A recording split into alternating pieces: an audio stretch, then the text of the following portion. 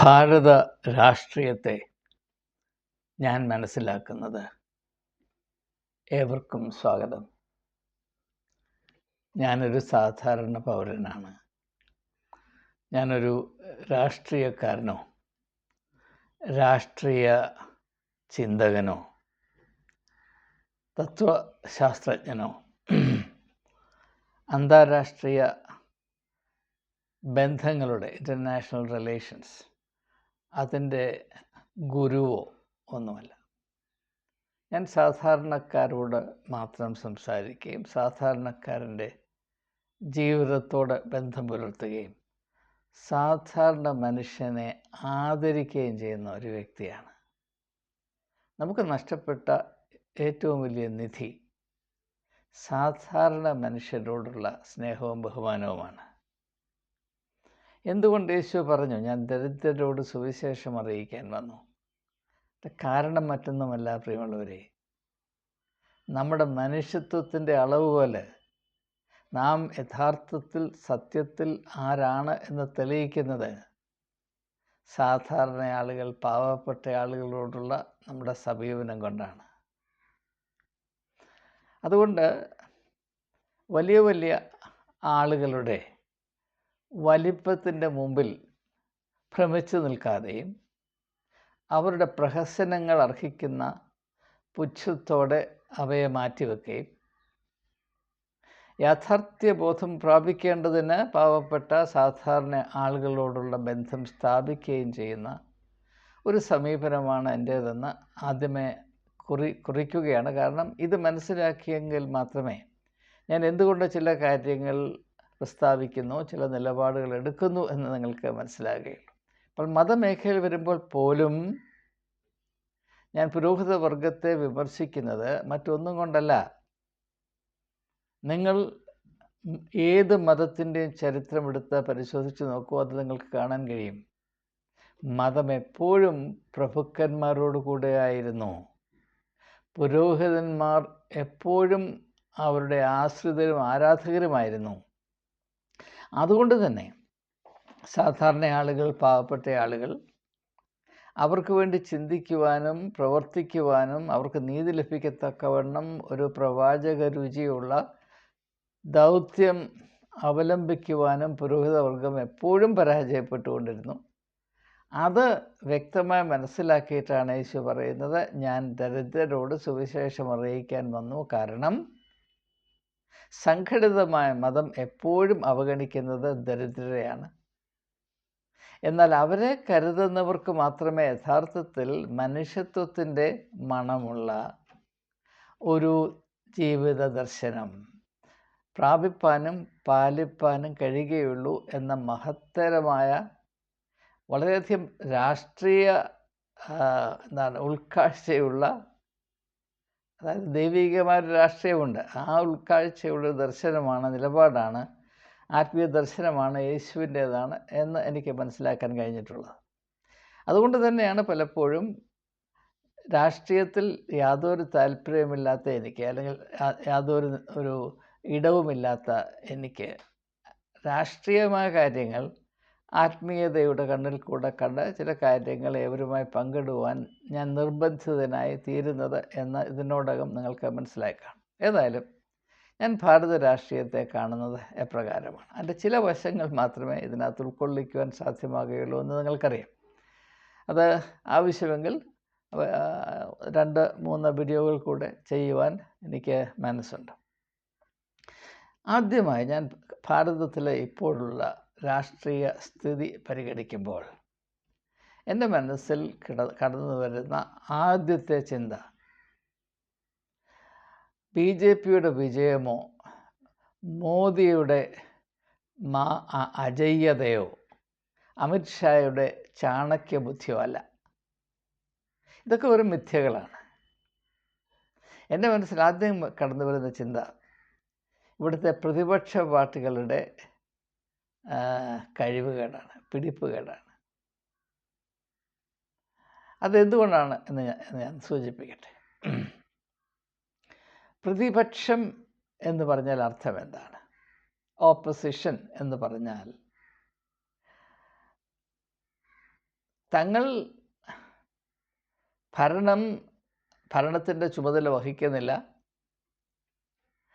എങ്കിലും ജനങ്ങളുടെ ക്ഷേമം, ജനങ്ങളുടെ അവകാശം, ജനങ്ങളുടെ അഭിമാനം, അവരുടെ സ്വാതന്ത്ര്യം സംരക്ഷിക്കുവാനുള്ള ചുമതല ഭരണപക്ഷത്തേക്കാൾ കൂടുതൽ പ്രതിപക്ഷത്തിനാണ്. കാരണം അത് വെറും പ്രാവർത്തികമാണ്. ആരുടെയെങ്കിലും കയ്യിൽ ഭരണം കിട്ടിയാൽ അവർ അടിസ്ഥാനപരമായ യാഥാർത്ഥ്യങ്ങളെ അവഗണിച്ച് ലഭിച്ചിരിക്കുന്ന അധികാരം എത്രയും വലിയ തോതിൽ, എത്രയും വേഗം വ്യക്തിപരമായ പാർട്ടി സംബന്ധമായ ലാഭത്തിന് ഉപയോഗിക്കാം അല്ലെങ്കിൽ ദുരുപയോഗിക്കാം എന്നത് മാത്രമേ അവർ ശ്രദ്ധിക്കുകയുള്ളൂ. ഇലക്ഷൻ സമയത്ത് നടത്തുന്ന വാഗ്ദാനങ്ങളൊന്നും പൂർത്തിയാക്കപ്പെടാത്തതിൻ്റെ കാരണം എന്നത് ഞാൻ ഈ പറഞ്ഞ പ്രസ്താവനയിലുണ്ട്. രാഷ്ട്രീയ പാർട്ടികളും സ്ഥാനാർത്ഥികളും ജനങ്ങളുടെ മുമ്പിൽ വന്ന് കൈകൂപ്പി അവർക്ക് വലിയ വാഗ്ദാനങ്ങളൊക്കെ കൊടുക്കുന്നത് അത് നിർവഹിക്കാനുള്ള താല്പര്യത്തിലല്ല, ചൂണ്ടയിട്ട് വോട്ട് പിടിക്കുന്ന അതേ മനോഭാവത്തിൽ മാത്രമാണ് എന്ന് ആവർത്തിച്ച് അനുഭവം നമ്മെ വിളിച്ചറിയിക്കുന്നുണ്ടെങ്കിലും എന്തുകൊണ്ടോ ആ വളരെ ലളിതമായ യാഥാർത്ഥ്യം തിരിച്ചറിയുവാനോ അത് പ്രയോജനപ്പെടുത്തുവാനോ എന്തുകൊണ്ടോ ഭാരതത്തിലെ പ്രബുദ്ധരായ സമ്മതിദായകർക്ക് കഴിയുന്നില്ല എന്നത് വളരെ വിചിത്രമായ ഒരു യാഥാർത്ഥ്യമാണ്. എന്നാൽ അതിനൊരു കാരണമുണ്ട്. അതാണ് എനിക്ക് നിങ്ങളോട് പറയാനുള്ളത്. ആ കാരണമാണ് പ്രതിപക്ഷ പാർട്ടിയുടെ പരാജയം നമ്മുടെ ശ്രദ്ധ വളരെ അർഹിക്കുന്ന ഒരു യാഥാർത്ഥ്യമാണ് എന്ന് എന്നെ ബോധ്യപ്പെടുത്തും. ഒരു പാർട്ടി അല്ലെങ്കിൽ ഒരു കൂട്ടം പാർട്ടികൾ ഒരു രാജ്യത്തിൻ്റെ ഭരണം കൈക്കലാക്കി കഴിഞ്ഞ ശേഷം അവരെ അധികാരത്തിലേറ്റിയ ജനത്തെ മറന്നുകൊണ്ട് അവരുടേതായ താല്പര്യങ്ങൾ, നിങ്ങൾക്കറിയാം, ലോകത്തിൽ ചരിത്രം ആരംഭിച്ച നിമിഷം മുതൽ ഈ നിമിഷം വരെ ലോകത്തിൽ എവിടെയൊക്കെ സർക്കാരുകൾ, ഗവൺമെൻറ്റുകൾ ഉണ്ടായിട്ടുണ്ടോ, ഭരണ കേന്ദ്രങ്ങൾ ഉണ്ടായിട്ടുണ്ടോ, അവയെല്ലാം സമൂഹത്തിൻ്റെ വരേണ്യവർഗത്തിൻ്റെ, എലീറ്റ് ഓഫ് ദ സൊസൈറ്റി, അവരുടെ താല്പര്യത്തിന് വേണ്ടി മാത്രമേ പ്രവർത്തിച്ചിട്ടുള്ളൂ. സാധാരണക്കാരെ അങ്ങ് മെച്ചപ്പെടുത്തുമെന്നും അവർക്ക് വേണ്ടി സ്ഥിതി ചെയ്യുമെന്നും അവരെ സേവിക്കുമെന്നും ഞാൻ അവരുടെ ക്ഷേമത്തിൻ്റെ കാവൽക്കാരനാണെന്നൊക്കെ പറയാൻ കൊള്ളാമെങ്കിലും ഇതൊന്നും യാഥാർത്ഥ്യത്തോട് പുലബന്ധം പോലുമില്ലാത്ത ജൽപ്പനങ്ങളാണ് എന്ന് നാം തിരിച്ചറിയേണ്ട കാലം വൈകിയിരിക്കുന്നു. അപ്പോൾ അത് ലോകത്തെമ്പാടും ഇപ്രകാരം മാത്രമാണ് നടക്കുന്നത്. അപ്പോൾ അങ്ങനെ ജനങ്ങളെ കൈവിട്ടുകൊണ്ട് അവരെ വഞ്ചിച്ച് അധികാരം വരേണ്യവർഗത്തിൻ്റെ താല്പര്യത്തിനും ഉന്നമനത്തിനും സുഖത്തിനും സംരക്ഷണത്തിനും മാത്രം ഉപയോഗിക്കപ്പെടുമ്പോൾ അങ്ങനെ ചെയ്യുന്ന ആളുകൾ, ഭരണത്തിലിരിക്കുന്ന ആളുകൾ, അവർ നിശ്ചയമായും നിർബന്ധമായും ചെയ്യേണ്ട കാര്യം ജനങ്ങളുടെ ശ്രദ്ധ അവരുടെ ജീവിതത്തിലെ യാഥാർത്ഥ്യങ്ങളിൽ നിന്ന്, അവരുടെ അനുഭവങ്ങളിൽ വിങ്ങി നിൽക്കുന്ന വേദനകളിൽ നിന്ന്, ഇല്ലായ്മകളിൽ നിന്ന്, അസൗകര്യങ്ങളിൽ നിന്ന്, അവഗണനകളിൽ നിന്ന് മാറ്റി മറ്റെവിടെയോ സ്ഥാപിക്കുക.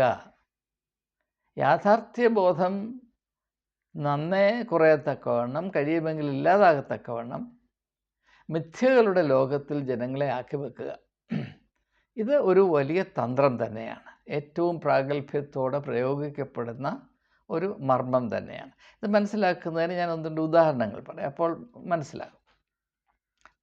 ഇത് മനസ്സിലാക്കാത്ത അധികം പേരില്ല എന്നാണ് ഞാൻ കരുതുന്നത്. ഇപ്പോൾ നമുക്ക് ഏവർക്കും പലവിധമായ പ്രശ്നമുണ്ട്. ഭാരതത്തിലിപ്പോൾ ആളുകൾക്ക്, യുവതി യുവാക്കന്മാർക്ക് ജോലി കിട്ടുന്നില്ല. അൺഎംപ്ലോയ്മെൻറ്റ് പ്രോബ്ലം വളരെ വളരെ അക്യൂട്ടാണ്. അതുപോലെ തന്നെ കോസ്റ്റ് ഓഫ് ലിവിങ്, സാധനങ്ങളുടെ വില കൂടുന്നു. സാധാരണക്കാരായ ആളുകൾ നട്ടം തിരികെയാണ്. അവർ 3 നേരത്തെ ആഹാരം എങ്ങനെ ഉണ്ടാകും എന്ന വലിയ തത്രപ്പാടിലാണ്. അതുപോലെ തന്നെ ജനങ്ങളുടെ ആവശ്യ സംബന്ധമായ കാര്യങ്ങൾ, ഇപ്പോൾ വിദ്യാഭ്യാസമാണെങ്കിലും ആരോഗ്യമാണെങ്കിലും ഇവയൊക്കെയും അവഗണിക്കപ്പെട്ടിരിക്കുന്നു.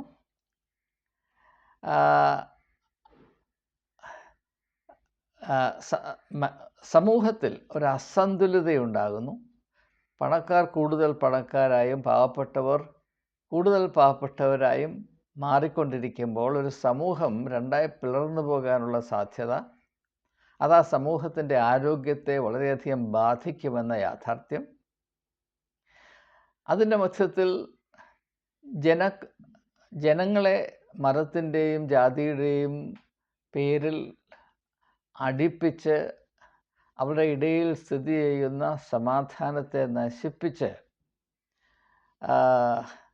അപ്രകാരമുള്ള കുപ്രചരണത്തിൽ കൂടെ ഒരു വലിയ സമൂഹത്തെ അടിമകളാക്കി തങ്ങളുടെ നിരന്തരമായ അഭയകേന്ദ്രമാക്കി രാഷ്ട്രീയമായി നിലനിൽക്കുന്നതിനുള്ള സങ്കേതമായി സഹായമായി കാത്തുസൂക്ഷിക്കുക, ഇങ്ങനെയുള്ള പ്രവണതകൾ കൊണ്ട് മനുഷ്യർ ജീവിക്കുന്ന അവസ്ഥ, മനുഷ്യരുടെ അവസ്ഥ വളരെ വളരെ അധപ്പതിച്ചു പോവുകയാണ്. നമുക്കറിയാം, 10 വർഷത്തിന് മുൻപ് നമ്മുടെ രാജ്യത്ത് സ്ഥിതി ചെയ്തിരുന്ന അല്പമെങ്കിലും ഉണ്ടായിരുന്ന ഒരു സാഹോദര്യബോധം അതിന്ന് നന്നേ അധപ്പതിച്ചു, അതില്ലാതെയായി. 10 വർഷം മുൻപ് വരെയും നമ്മുടെ ഭാരതത്തിൽ പൊതുരംഗത്ത് നാം സംസാരിക്കുമ്പോൾ അല്പം മാന്യതയോടെ സംസാരിക്കണം. നമുക്ക് സംസ്കാരം എന്ന് പറയുന്നൊരു കാര്യമുണ്ട്. അതുകൊണ്ട് ചില കാര്യങ്ങൾ, ചില വാക്കുകൾ, ചില ഭാഷാ രീതികൾ പ്രയോഗിക്കരുത്. അങ്ങനെയുള്ള ആ ഒരു സാംസ്കാരിക ബോധം ഇപ്പോൾ പരിപൂർണമായി അവസാനിച്ച മട്ടാണ്. വാ തുറന്നാൽ എന്തും വരാം, അങ്ങനെ എന്തും പറഞ്ഞ് രക്ഷപ്പെടുന്നവൻ മിടുക്കനാണ്. നിയമത്തിന് ആരെ പിടിക്കാൻ കഴിയാതെ വരുന്നു അവനാണ് മാന്യൻ. അവൻ ചെയ്യുന്നത് എന്താണെങ്കിലും കുഴപ്പമില്ല, നിയമത്തിൻ്റെ കയ്യിൽ പിടിപെട്ടാതെ ഇരിക്കാനുള്ള കഴിയുവാനുണ്ടെങ്കിൽ അവൻ മിടുക്കനാണ്, അവൻ ഏതാണ്ട് ഒരു സൂപ്പർ ഹ്യൂമൻ ക്യാരക്ടറാണ് എന്നൊക്കെയുള്ള ഒരു വലിയ അപകടകരമായ അവസ്ഥയിൽ നമ്മെ ആക്കി വച്ചിരിക്കുക. അപ്പോൾ ഇത് അധികാരം ദുർവിനിയോഗം ചെയ്യുന്ന ഒരു കൂട്ടം ആളുകൾ, അവരുടെ അനിവാര്യതയാണ് എന്ത്? ജനങ്ങളുടെ ശ്രദ്ധ അവരുടെ അനുഭവങ്ങളുടെ യാഥാർത്ഥ്യങ്ങളിൽ നിന്ന് തിരിച്ച് ഏതാണ്ട് വലിയ സങ്കല്പങ്ങളുടെ ഒരു ലോകത്തിലേക്ക് അവരെ ആക്കി വെക്കുക. ഇപ്പോൾ അയോധ്യയിൽ രാമക്ഷേത്രം പണിതു, വളരെ നല്ലതാണ്, യാതൊരു സംശയവുമില്ല. ഞാൻ ആരാധനാലയങ്ങൾക്ക് ഒരു പ്രാധാന്യം കൊടുക്കാത്ത വ്യക്തിയാണ്. ക്രിസ്ത്യാനികൾ പള്ളി പണിയുന്നത് ഒരു വലിയ നേട്ടമായി ഞാൻ ഒരിക്കലും കണ്ടിട്ടില്ല. ഈ അനേകം പള്ളികൾ പണിത് വെറുതെ അനാവശ്യമായ ചെലവുണ്ടാക്കി ജനങ്ങളുടെ ഭാരം വർദ്ധിപ്പിക്കുകയാണ്, ജീവിത ഭാരം വർദ്ധിപ്പിക്കുകയാണ് എന്നാണ് എൻ്റെ നിലപാട്. എന്നാലും എല്ലാവരും ചിന്തിക്കുന്ന പോലെ ചിന്തിക്കുമ്പോൾ രാമക്ഷേത്രമുണ്ടായി. അതിൻ്റെ പ്രാണപ്രതിഷ്ഠ നടത്തിയത് നമ്മുടെ പ്രൈം മിനിസ്റ്ററാണ്. അത് ആ പ്രാണപ്രതിഷ്ഠ ചെയ്യേണ്ടിയിരുന്നത് ഒരു ശങ്കരാചാര്യയാണ്, അല്ലെങ്കിൽ ഒരു പുരോഹിത ശ്രേഷ്ഠനാണ്, ഹിന്ദു പുരോഹിത ശ്രേഷ്ഠനാണ്. അതിനെ ആ പാരമ്പര്യത്തെ മോദി ലംഘിച്ചു. ഇതെനിക്ക് പ്രശ്നമേ അല്ല. കാരണം അങ്ങനെ പുരോഹിത വർഗത്തിലാണ് വലിയ പ്രത്യേകതയുണ്ടെന്ന് വിശ്വസിക്കുന്ന ആളല്ല ഞാൻ. ഒരു ശങ്കരാചാര്യയേക്കാൾ ധാർമ്മികവും ആധ്യാത്മികവുമായ മെച്ചമുള്ള ഒരു സാധാരണ വ്യക്തി ഒരമ്പലത്തിൽ പ്രാണപ്രതിഷ്ഠ നടത്തുന്നത് നല്ലതാണ് എന്ന അഭിപ്രായക്കാരനാണ് ഞാൻ. അതുകൊണ്ട് മോദി ഒരു ശങ്കരാചാര്യയല്ല, ഒരു പുരോഹിതനല്ല എന്നതുകൊണ്ട് അയോധ്യയിൽ രാമക്ഷേത്രത്തിൽ പ്രാണപ്രതിഷ്ഠ നടത്തി എന്നതിനെപ്പറ്റി എനിക്ക് യാതൊരു ആക്ഷേപവുമില്ല.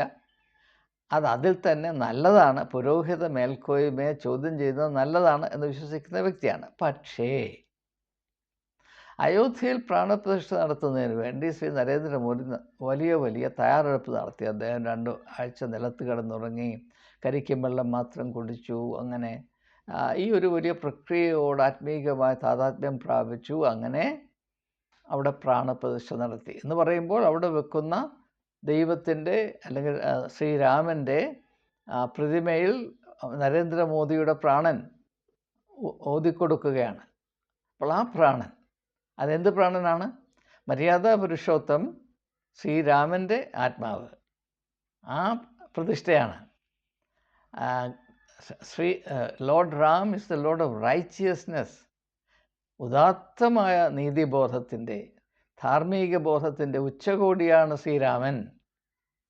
ആ ശ്രീരാമൻ്റെ രാംലല്ല, അതായത് കുട്ടിയായിരുന്ന സമയത്തെ രൂപമാണ് അവിടുത്തെ പ്രതിഷ്ഠ.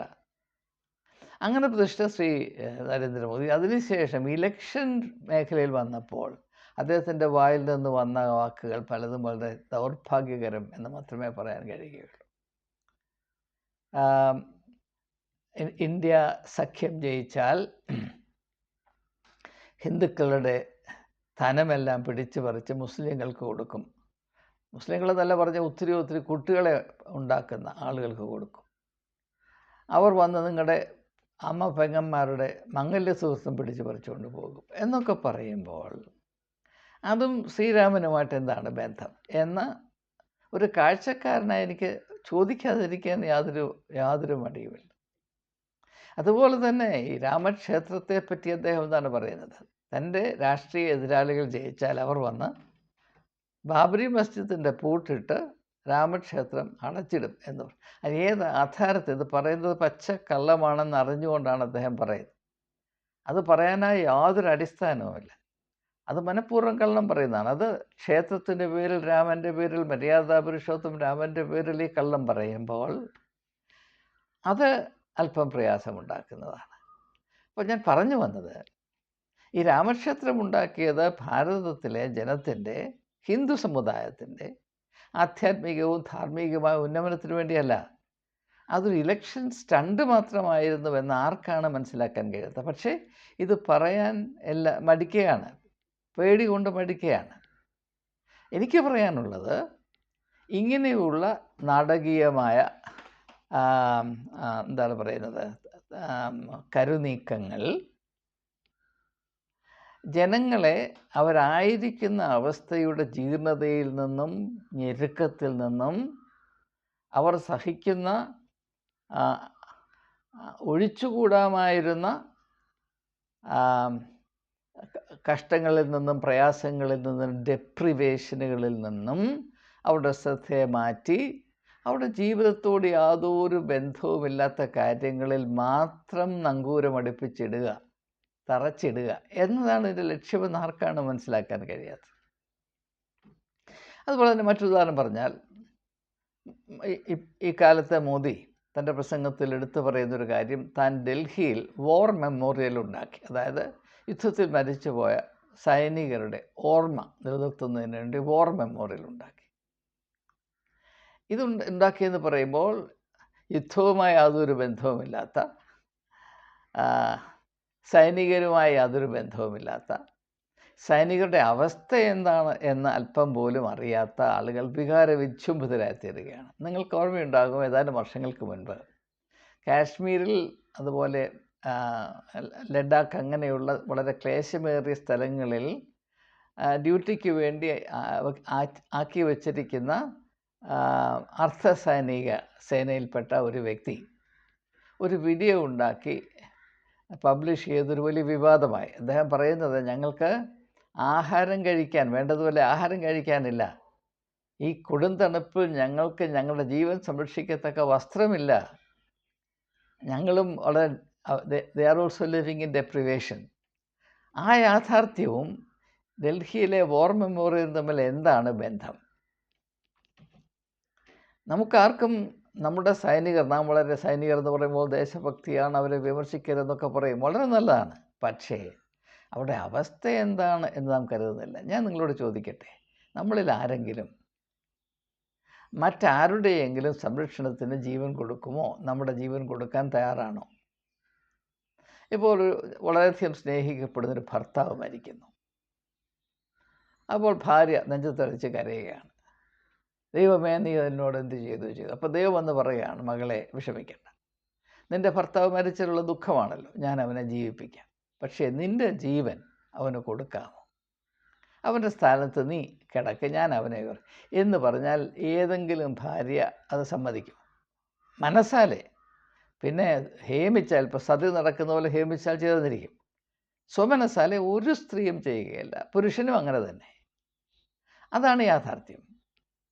അങ്ങനെയിരിക്കെ നമ്മുടെ സംരക്ഷണത്തിന് വേണ്ടി പാവപ്പെട്ട ആളുകൾ, ബഹുഭൂരിപക്ഷം ആളുകളും 99.9% പാവപ്പെട്ട കുടുംബത്തിലെ യുവാക്കന്മാരാണ്. അവർ വളരെ ക്ലേശകരം ജീവൻ പണയപ്പെടുത്തി സേവനം ചെയ്യുമ്പോൾ അവരുടെ അവസ്ഥ എന്ത് എന്ന് അറിയുവാൻ നമുക്ക് താല്പര്യമില്ല. അത് പോട്ടെ, ഞാൻ പറഞ്ഞു വന്നത്, ഡൽഹിയിൽ ഇങ്ങനെ ഒരു വാർ മെമ്മോറിയൽ ഉണ്ട് എന്നതുകൊണ്ട് നമ്മുടെ ജവാന്മാർക്ക്, നമ്മുടെ സൈനികർക്ക് എന്താണ് ആശ്വാസം, എന്താണ് പ്രയോജനം, ഇതാരും ചിന്തിക്കുകയില്ല.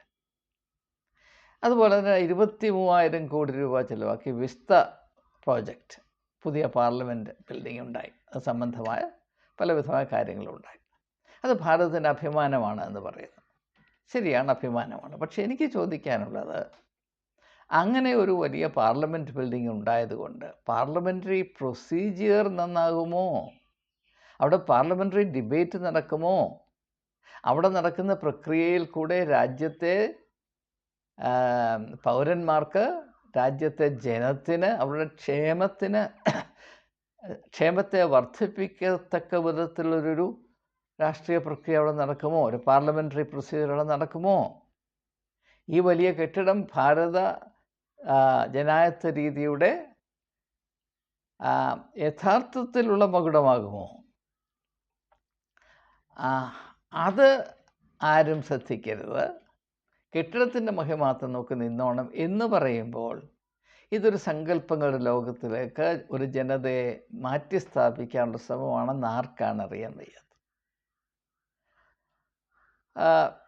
അങ്ങനെ അനേകം ഉദാഹരണങ്ങൾ എനിക്ക് പറയാൻ കഴിയും. ഞാൻ ഇനിയും രാഷ്ട്രീയമായ പ്രക്രിയയിലിട്ട് തന്നെ തിരിച്ചു വരട്ടെ.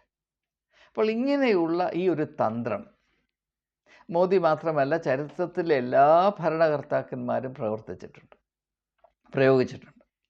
ഇങ്ങനെയുള്ള സാഹചര്യത്തിൽ പ്രതിപക്ഷ പാർട്ടികളുടെ കടമ എന്താണ്? ആ തന്ത്രങ്ങളെ വിമർശിക്കുക മാത്രമല്ല, അല്ലെങ്കിൽ ചെറുക്കുക മാത്രമല്ല, പിന്നെയോ ജനങ്ങളുടെ മധ്യത്തിൽ, ജനങ്ങളുടെ ഹൃദയത്തിൽ, അവരുടെ ബോധതലങ്ങളിൽ യാഥാർത്ഥ്യത്തെ പുനഃസ്ഥാപിക്കുക എന്നുള്ളതാണ്. നിങ്ങളുടെ അവസ്ഥ എന്താണ്? നിങ്ങളുടെ അടിസ്ഥാന മൗലിക അവകാശങ്ങൾ എന്താണ്? നിങ്ങൾക്ക് സംഭവിച്ചുകൊണ്ടിരിക്കുന്നത് എന്താണ്? നിങ്ങളുടെ ജീവിത സാഹചര്യങ്ങളിൽ നിലനിൽക്കുന്നത് എന്താണ്? നിങ്ങളുടെ മക്കളുടെയും കൊച്ചുമക്കളുടെയും സ്ഥിതി എന്തായിരിക്കും? അവർക്ക് ലഭിക്കേണ്ടിയിരുന്നത് എന്താണ്? അവർക്ക് നിരാകരിക്കപ്പെട്ടുകൊണ്ടിരിക്കുന്നത് എന്താണ്?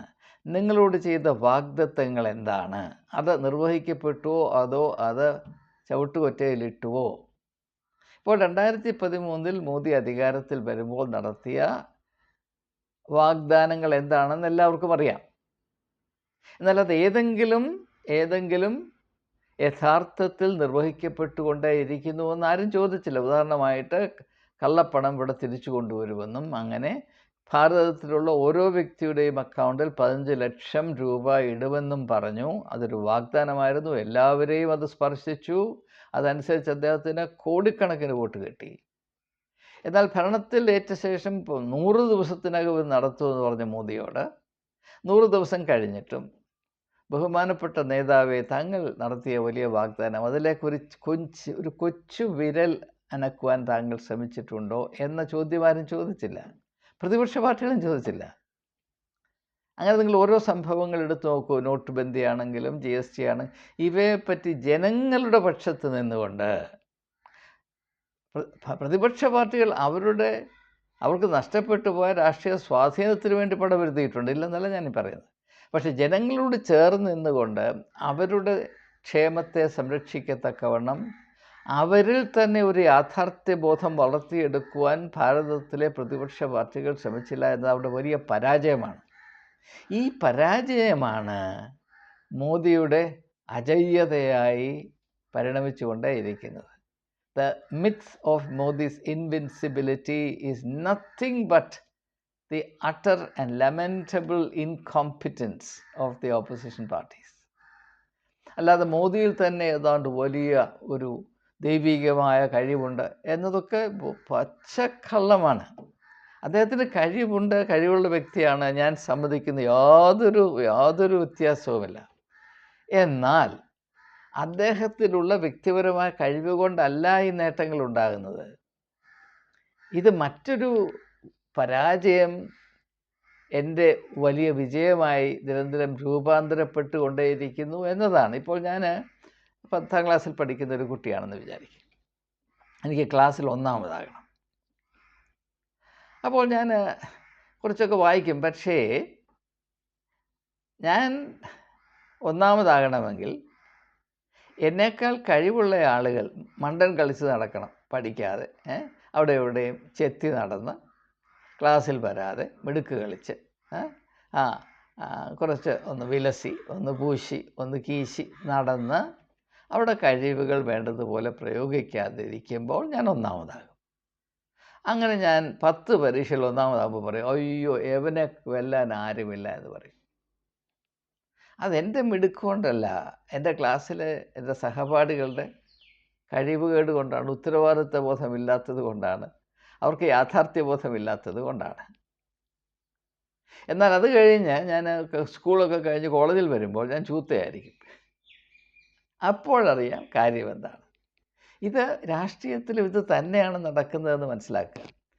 എന്തുകൊണ്ടോ ഭാരതത്തിലെ പ്രതിപക്ഷ പാർട്ടികൾക്ക് അവരുടെ തലച്ചോറിൽ ലൈറ്റ് കത്തുന്നില്ല. ഒരു ഉദാഹരണം പറയാം. രാഹുൽ ഗാന്ധി അദ്ദേഹത്തെ ആരാണ് ഉപദേശിക്കുന്നതെന്ന് എനിക്കിപ്പോൾ അറിഞ്ഞുകൂടാ. അമ്പലത്തിൽ പോകുന്നു, അവിടെ പോകുന്നു, ഇവിടെ പോകുന്നു, താൻ ബ്രാഹ്മണാണെന്ന് നൂലെടുത്ത് കാണിക്കുന്നു, ഇതൊക്കെ ചെയ്യും. ഇതെന്താണ്? സോഫ്റ്റ് ഹിന്ദുത്വമാണ്. അദ്ദേഹം ഹിന്ദു മതക്കാരനാണ്. തൻ്റെ മതത്തെപ്പറ്റി അദ്ദേഹത്തിന് അഭിമാനമോ അതിൻ്റെ ആചാരങ്ങളിൽ വിശ്വാസമുണ്ടായിരുന്നല്ല ഞാൻ ഈ പറയുന്നത്. പെട്ടെന്ന് രാഷ്ട്രീയമായി ഇങ്ങനെയുള്ള ഒരു പ്രചരണം നടത്തുമ്പോൾ അതുകൊണ്ട് സംഭവിക്കുന്നത് എന്താണ്? യഥാർത്ഥത്തിൽ അത് ഹാർഡ് ഹിന്ദുത്വയെ സഹായിക്കുകയാണ് ചെയ്യുന്നത്. എന്നാൽ അതല്ല ഇവിടുത്തെ ഇഷ്യൂ. അമ്പലവും ആചാരങ്ങളുമല്ല നമ്മുടെ ഇഷ്യൂ. അതുകൊണ്ട് ആർക്കും വലിയ പ്രയോജനമില്ല. നിങ്ങൾക്ക് പ്രയോജനം വരണമെങ്കിൽ ഇതാണ് മാർഗമെന്ന് ജനങ്ങളെ അറിയിക്കുവാൻ എന്തുകൊണ്ടോ കഴിയുന്നില്ല. വാസ്തവത്തിൽ ഇവിടെ എടുത്ത് പിടിക്കേണ്ടത് മതേതര ആദർശങ്ങളാണ്, ഭരണഘടനാപരമായ മൂല്യങ്ങളാണ്, അതിൻ്റെ ധർമ്മബോധമാണ്. അതിനു പകരം അവർ കളിക്കുന്ന കളി ഞാനും കളിക്കും എന്ന് പറഞ്ഞാൽ അത് മണ്ടത്തരമാണെന്ന് മാത്രമേ എനിക്ക് പറയാൻ കഴിയുകയുള്ളൂ. അതിൽ നിന്ന് മാറി ഇപ്പോൾ രാഹുൽ ഗാന്ധി ജനങ്ങളുടെ പ്രശ്നങ്ങളെ പറ്റി ഭാരതത്തിൽ ആകമാനം ഒരു ബോധവൽക്കരണം സംഭവിക്കത്തക്കവണ്ണം ഭാരത് ജോഡോ നടത്തി, ന്യായയാത്ര നടത്തി. അത് അഭികാമ്യമാണ്, യാതൊരു സംശയമില്ല. അതാണ് ചെയ്യേണ്ടത്. എന്നാൽ അതും പോരാ എന്ന അഭിപ്രായമാണ് എനിക്കുള്ളത്. ഞാൻ അതെന്തുകൊണ്ടാണ് എന്ന് മാത്രം പറഞ്ഞ് ഞാൻ ഈ വീഡിയോയിൽ ഒറ്റ ആശയം മാത്രമേ ഉൾക്കൊള്ളിക്കുന്നുള്ളൂ. ബാക്കി കാര്യങ്ങൾ പിൽക്കാലം പറഞ്ഞോളൂ. അതെന്തുകൊണ്ട് അപര്യാപ്തമാണ് എന്ന് സൂചിപ്പിക്കുന്നതിന് ഞാൻ കനയ്യകുമാറിൻ്റെ ഉദാഹരണം പറയാൻ പോവുകയാണ്. നിങ്ങൾ കനയ്യകുമാറിൻ്റെ പ്രസംഗങ്ങൾ നിങ്ങൾക്ക് ഹിന്ദി അല്പമെങ്കിലും അറിയാമെങ്കിൽ വളരെ ശ്രദ്ധയോടെ കേൾക്കണം. ഞാനിപ്പോൾ ഏറ്റവും കൂടുതൽ ശ്രദ്ധയോടെ കേൾക്കുന്നത് കനയ്യകുമാറിൻ്റെ പ്രസംഗങ്ങളാണ്. ഭാഗ്യവശാൽ എനിക്ക് ഹിന്ദി എല്ലാം നന്നേ മനസ്സിലാകും എന്നതുകൊണ്ട് ഇത് വലിയ ഒരു സന്തോഷത്തിൻ്റെ കാര്യമാണ്. എന്താണ് കനയ്യകുമാർ നടത്തുന്നത്? അദ്ദേഹം ഡൽഹിയിലെ നോർത്ത് ഈസ്റ്റ് കോൺസ്റ്റിറ്റ്യുവൻസിയിൽ നിന്ന് മത്സരിക്കുകയാണ്, ലോക്സഭാ മണ്ഡലത്തിൽ നിന്ന് മത്സരിക്കുകയാണ്.